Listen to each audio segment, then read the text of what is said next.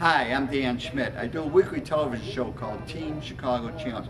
My website is teamchicago.tv, teamchicago.tv. We're at the Studebaker Museum, but we're not going to talk about the Studebaker. We're going to head back to Chicago. I'm going to continue to take apart my Triumph engine and explain how internal combustion engines work. Even Studebaker had to learn about internal combustion engines going back to the early 1910, 1904, they started with their first gasoline engine.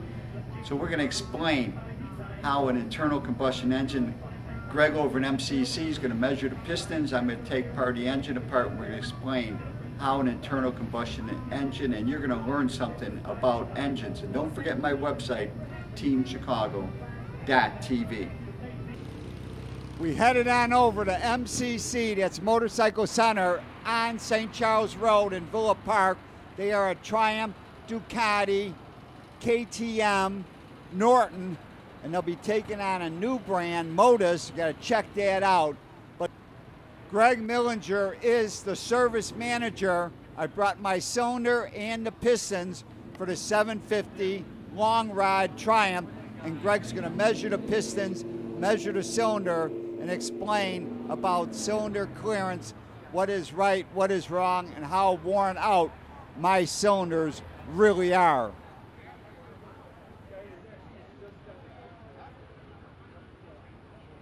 All right, we're here today measuring the cylinders off of Dan's Triumph.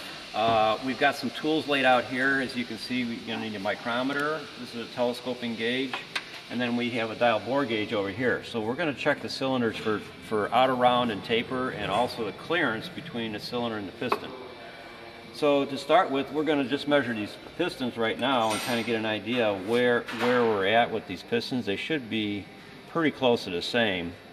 So we're looking at about 7705 on that one. Let's see where this one's at. 70. This is a little smaller. 7701. So actually the pistons are off just a little bit. So what we're going to do then is we're going to jot down some notes as we go along here. And he's got them marked left and right, which is good because that's what you want to do. You want to keep them to each cylinder that they're at. 7701, 7704. So then we're going to take a look at the see where the cylinder is at. The telescoping gauge is like a little spring-loaded gauge. So when we put it in here, it kind of springs out. You tighten down here. You kind of sweep through the arc, and this will give you a general idea where you're at on your cylinder bore. And it's pretty big. It's 7722. So you subtract your piston from your cylinder to get your clearance, essentially. So you're at about 11 hundredths, which is a little over 4/1000ths of an inch, so it's not terrible. The next thing we want to do is kind of check for out of round. So with the dial bore gauge, we pick out the one that's closest, which is going to be 77 millimeters. So you set up your dial bore gauge. And this is a little bit easier to deal with then. Probably originally this cylinder was 7722. Let's take a look at something again here.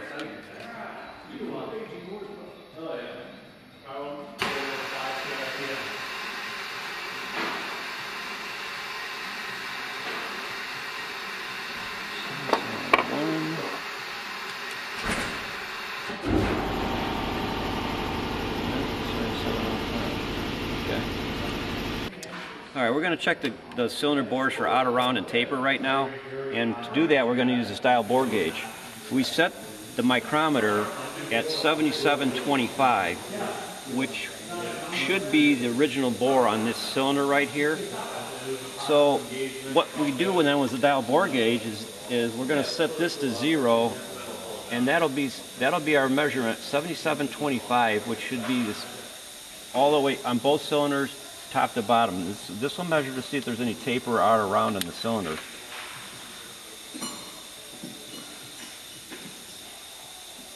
The first thing we do is set our gauge to 0, and then we put it in and we do a sweep through. So that one's over by about 500. What's this one at? So they might both be about the same here. Oh no, got a couple of hundredths. So we have a couple hundredths worth of taper top to bottom here. And then we can go side to side this way too to see if they're out around. We can basically check it at the top, and we could spin it this way, which is going to be hard to see on the camera. And then we'll check it at the bottom again. So yeah, we got a little bit of taper and a little bit of out around. So what you mean by taper is generally the wear is Quite at the top of the cylinder is more wear, and as it comes to the bottom, it's a little bit smaller. Right. So if you kind of watch the dial bore gauge as I go down with the dial bore gauge, we're almost at 0 down here, and as we come up here, it's quite a bit. So it's smaller. It's actually smaller as that gauge sweeps clockwise. It's pushing in more, so it's actually smaller here than it is up here at the top. At the top is quite a bit bigger, which would make sense because it's wore out at the top a little bit compared to down here at the bottom. So you can see how much taper we've got. We've got almost 5/100ths of a millimeter, which is 2/1000ths of an inch taper. So it's quite a bit of taper here too. Probably find the same thing on this side. Although this side's not as bad, there's still quite a bit of taper top to bottom. So the cylinders are kind of shaped like this right now. And then we can compare left to right. They're pretty close left to right, which in reality they should be the same because our pistons are quite a bit different. So really the cylinders should be a little bit different since the pistons are so much different, but they're not. The cylinders are closer than the pistons are. So yeah, we're at this point, we're kind of coming to the conclusion that the cylinders and the pistons are probably wore out, which we're probably going to need to either get bigger pistons or re-sleeve the existing cylinders that we have right now. We're going to take the rings off and measure the ring end gap. Probably the easiest way to do that is you kind of work it off like that. Now these are probably worn pretty good because they came out pretty easy. Sometimes you have to take and split them like that, but this one popped off pretty easy. So you take the ring, you push it into the cylinder, and you make sure it's kind of even all the way around. That's pretty good. And then if you can see that with you can see that end gap right here at the top, right where that little end gap is. You can see light through there. Yeah, I can see it. Good, good. And then we're going to measure that then. So then you take your feeler gauge and you measure that end gap. Generally, a rule of thumb is 4/1000ths per inch of cylinder bore. So this probably should be about 14,000 somewhere in there. So you basically take your feeler gauge and you see if you can put it in there. Actually, the ring end gap looks pretty good on this thing. It's not too bad. My feeler gauges aren't quite in order. Somebody's kind of messed up the order of them. But there, you can see, you can kind of push in the feeler gauge to get a nice little snug fit on there. We're at about 11/1000ths, which is pretty good for a ring end gap. And the specs will tell you the ring end gap is usually probably 12 to 14 on these top two.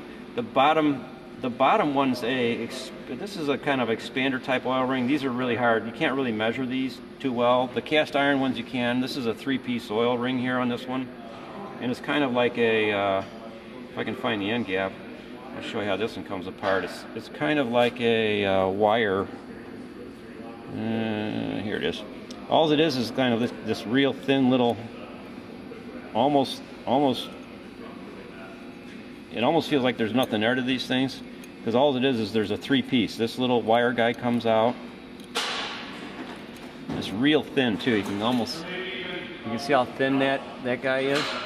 So there's 2 of those, and then there's an expander ring. These don't measure very well because they're so thin. We can try to put it in here and get some kind of idea, a ring end gap on it. And you can kind of see the gap on that one. Oh yeah, yeah, okay. And then that's your oil ring. They're generally a little tighter, but the like I said, on these 3-piece ones, it's a little different. So they have those 2 real thin ones, and then they have this kind of they call it an expander ring. That's behind those real thin rings, and that pushes the ring out against the cylinder.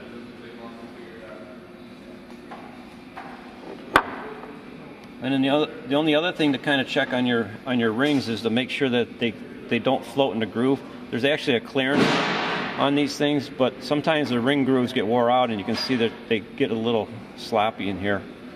So it looks like this thing's had a few miles on it, because there's a little bit of play in these rings up and down.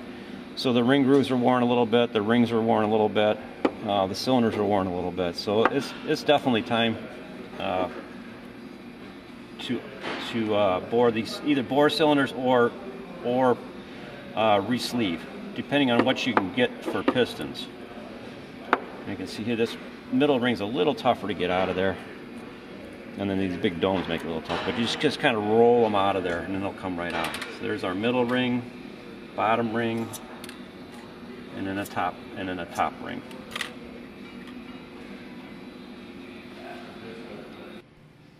As we look around the showroom at MCC, you can see that they are a Triumph dealership. They also carry Ducati motorcycles. They have off-road motorcycles and street motorcycles made by KTM. They are also one of the exclusive Norton motorcycle dealers. Now Greg is going to tell us about a new brand of motorcycles they are taking on and an event they will hold this summer. Hi, we're here with Dan Schmitt. This is MCC. You might have known us down the street in the little shop, the little Pizza Hut before. We've moved here. We're here now east of us, old shop by about a mile. We're just about 2 blocks off of 83 on St. Charles Road still. We've been here now 4.5 years, and as you can probably see, it's a little bigger than the old shop, as we've got about 120 bikes in inventory right now for everybody to come and check out.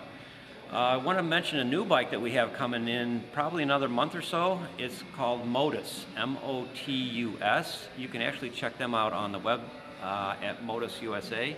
It's a V4 American-made sport touring bike. It has 126 foot-pounds of torque at 5,000 RPM, 80 at idle, and puts out 160 horsepower. It's a pretty impressive machine. Think Moto Guzzi V4 with chain drive instead of shaft drive. It's a pretty impressive machine. We'll have those here debuting probably in May, early in May. So we'll let you know if you go to our website, it's teammcc.com. We'll have more information on that coming up. We also have this summer coming up the Norton Vintage Show, which we've had every year now. This will be the 5th year in a row that we've had it. We have approximately 100 bikes in the show, and generally about 250 to 300 bikes show up to see the bikes in the show. It's a pretty cool day. We have the entire parking lot full of motorcycles. And it's free. And it's free. And it's free, yes. And anybody can come down. If you do want to register your bike, they do have prizes. They do give away prizes. I believe it's $15 if you want to register your bike to be in the show. But otherwise, it's free. Come on down. It's a fun day for everybody. Thank you, Greg, for all the help. For more information on MCC, you're at 443 East St. Charles Road. That's Villa Park, Illinois. Give them a call at 630-782-2010. The website for MCC is teammcc.com. Teammcc.com. Or give him a call. Tell Greg you've seen him measuring pistons on the Team Chicago TV show. And the Norton Owners Vintage Show at MCC is on August 20th, 2017. The Motorcycle Show at MCC, August 20th, 2017. And if you want to get a hold of me, it's teamdan45@gmail.com. Don't forget teamchicago.tv, walkwithdan.com.